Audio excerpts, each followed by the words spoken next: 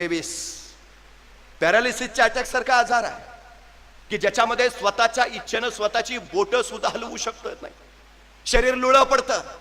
अमिताभ बच्चनला हा मायस्थेनियस ग्रेव्हिस आहे. सकाळी उठल्यानंतर गोळी खाल्ल्याशिवाय स्वतःच्या इच्छेनं त्याला बोटही हलवता येत नाही. तो 70 वर्ष ओलांडून गेलेला अमिताभ बच्चन आजही आपल्या ध्येयासाठी धडपडतोच आहे, कष्ट करतोच आहे.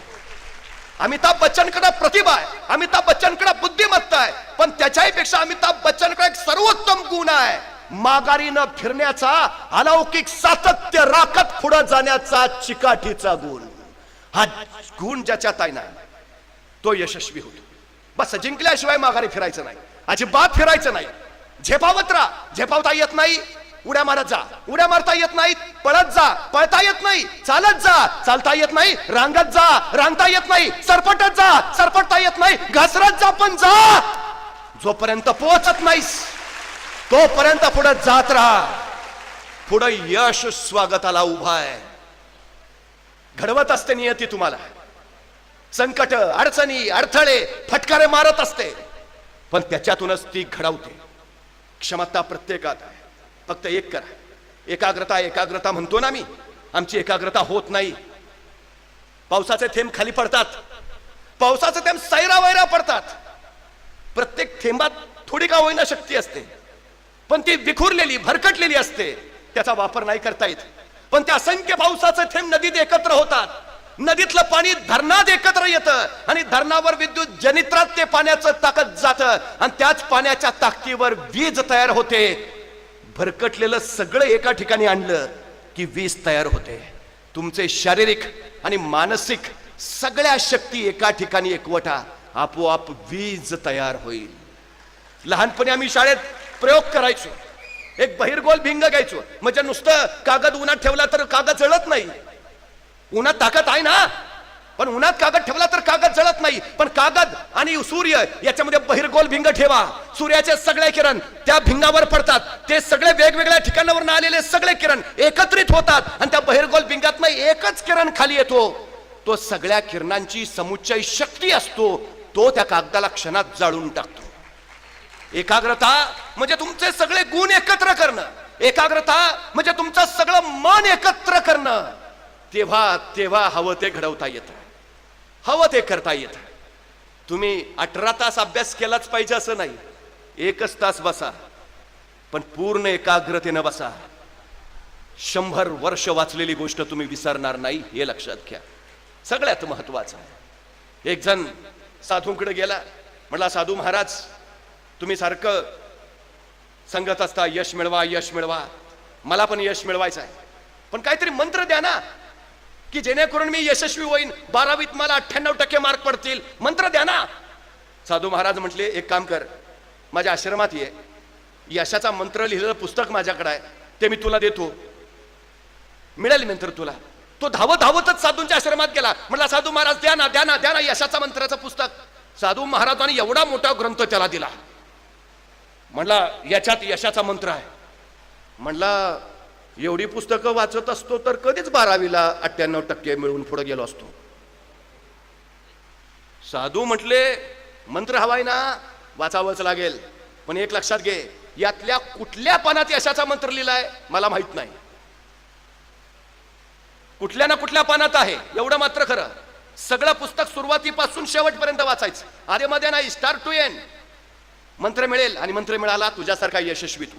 तो मुलगा झपाटल्यागत घरी गेला, घरच्यांना काय कळे ना, पोरगं कधी आतापर्यंत पुस्तक घेऊन बसलं नाही, आता बरोबर बसलोय, अभ्यास करतच बसलं. ते अभ्यास करत बसल्यावर जे सुरू केलं वाचायला पहिल्या पानापासून, तास झाला, 2 तास झाले, 3 तास झाले, 4 तास झाले. आई 4 वेळा जेवायला चल की सांगून आली, वडील जेवतोय का नाही सांगून आले, ह्याचं लक्षच नाही, येतो येतो तुम्ही जेव्हा. रात्र झाली, सकाळ उजाडली, ह्याचं वाचन चालूच आहे.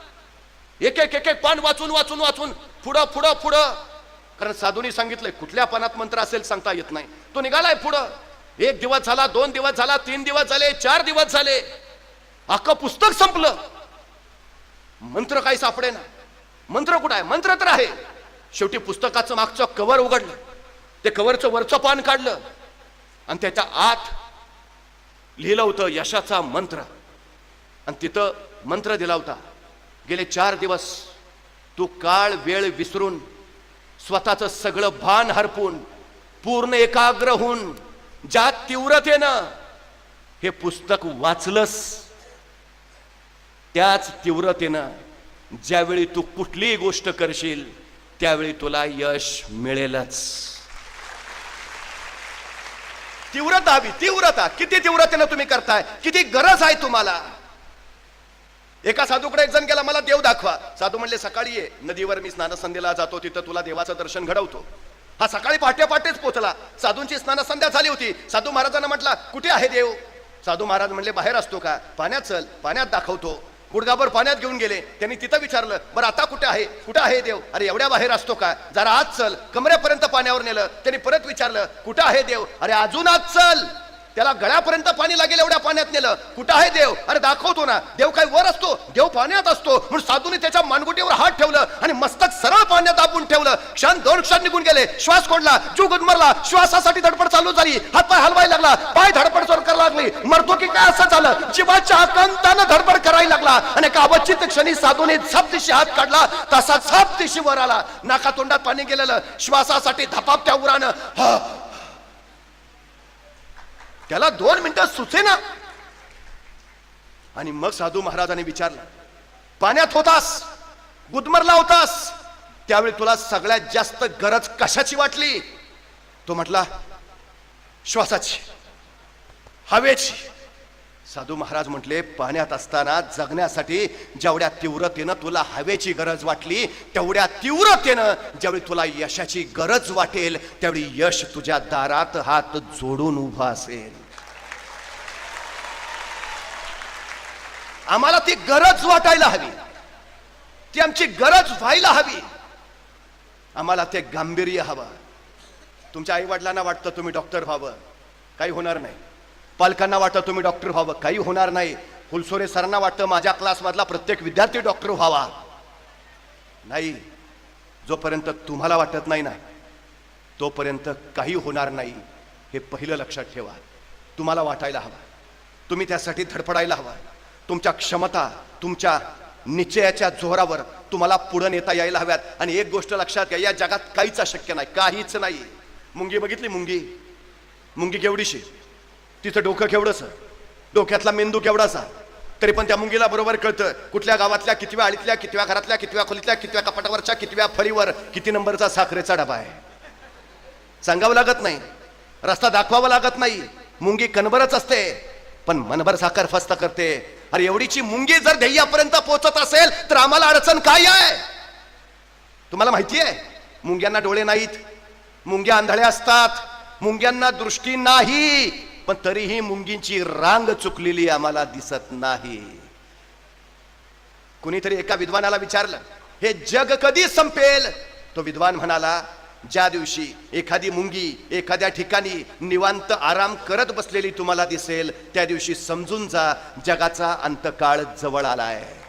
पण तुम्हाला एकही मुंगी निवांत बसलेली दिसणार नाही, आराम करताना भेटणार नाही, अजिबात नाही. अखंड काम करत असते ती, अखंड.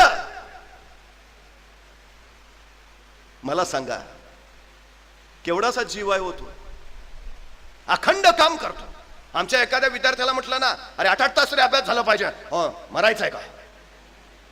मरतं कामाने माणूस? माणूस कामानं मरत नाही, माणूस कामाच्या ताणानं मरतं. हे पहिलं लक्षात घ्या. ताण कधी वाढतो?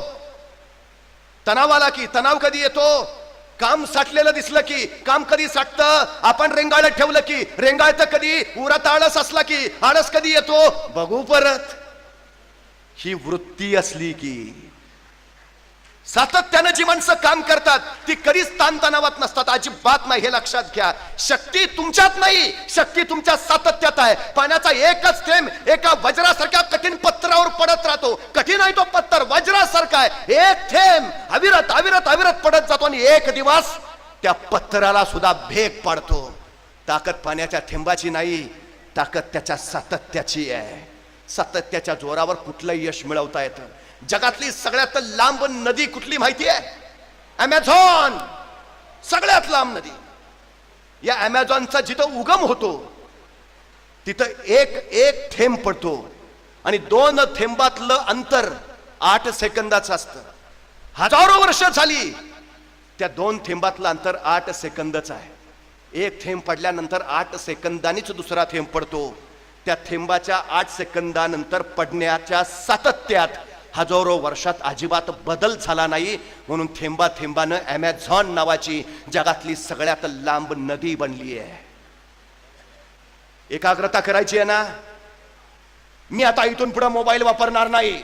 तू 5 मिनिटंही थांबू शकत नाही. मोठा प्रयोग करू नका, छोटे छोटे प्रयोग करा. मी 1 तासभर मोबाईलला हात लावणार नाही. आस्ते आस्ते जा. छोट्या छोट्या प्रयोगानेच मोठ्या यशाची मुहूर्तमेढ रोवता येते. ही गोष्ट पहिली लक्षात ठेवा. सातत्य महत्वाचं आहे. सातत्य. अखंड अहोरात्र मुंगी काम करते. पावसाळ्याच्या 4 महिन्यासाठी 8 महिने ती राबत असते. मग एवढं काम करते. एवढीशी मुंगी सकाळी जन्माला आली की कामानं संध्याकाळी मरायला पाहिजे. मुंगीचं आयुष्य किती असतं. अखंड काम करते ती. किती जगत असेल ती. तिचं आयुष्यमान किती आहे. मुंग्यांच्या काही प्रजाती 30 वर्ष जगतात. 30 वर्ष. मुंग्या आंधळ्या आहेत. मुंग्यांना डोळे नाहीत. त्या दृष्टीहीन आहेत. अखंड काम करत असतात. तरी मुंग्या 30 वर्ष जगतात. आम्हाला अडचण काय आहे. सातत्य राखलं तर चिकाटीनं पुढे गेलात तर ते हवं ते वाटेल ते यश मिळवू शकता. ही गोष्ट लक्षात घ्या. अरे सगळं आहे तुमच्याकडं. अडचण काय. एक मुलगी वेळेच्या अगोदरच जन्माला आली. लहानपणीच पोलिओ झाला. पाय अपंग. डॉक्टरांनी सांगितलं ही मुलगी स्वतःच्या पायावर उभाच नाही राहू शकत. चालणं लांबच. घरी आल्यावर त्या इवल्याच्या मुलीने आपल्या आईला विचारलं, आई खरंच मी कधीच माझ्या पायावर उभा नाही राहणार. आई म्हणली कोण म्हटलं. ते डॉक्टर. त्यांना काय कळतं. तू उभा राहणार आहेस. तू चालणार आहेस. तू पळणार आहेस. ती आई 12 वर्ष आपल्या पोरीला सांगत राहिली पायावर उभा राहशील. उभा राहशील तू. 2 वर्षाची ती पोर. आई 6 वर्ष सातत्यानं सांगतेय बिल्मा तू उभा राहशील. जमेल तुला. तू उभा राहशील बिल्मा. आणि पोलिओ चालेल ती बिल्मा वयाच्या 8व्या वर्षी स्वतःच्या पायावर उभा राहिली. उत्तम. तू चालशील. तू चालशील बिल्मा. आईनं कुबड्या आणून दिल्या. वयाच्या 12व्या वर्षी ती बिल्मा कुबड्याच्या आधारानं चालायला लागली. उत्तम बिल्मा. कुबड्या सोडून चालशील. तू चालशील. वयाच्या 14व्या वर्षी विल्मा कुबड्या सोडून चालायला लागली. आई म्हणाली विल्मा पळशील. पळशील तू. वयाच्या 15व्या वर्षी विल्मा पळायला लागली. आई म्हणाली विल्मा शाळेत धावण्याच्या स्पर्धेत भाग घ्यायचायस तू. वयाच्या 16व्या वर्षी त्या विल्मानी शाळेतल्या धावण्याच्या स्पर्धेत पहिला क्रमांक मिळवला. आई म्हणाली विल्मा ऑलिम्पिकला उतरणार आहेस तू. आणि हीच विल्मा पोलिओनं अपंग झालेली ऑलिम्पिक मध्ये उतरली आणि तिनं 3 सुवर्ण पदक कमावली.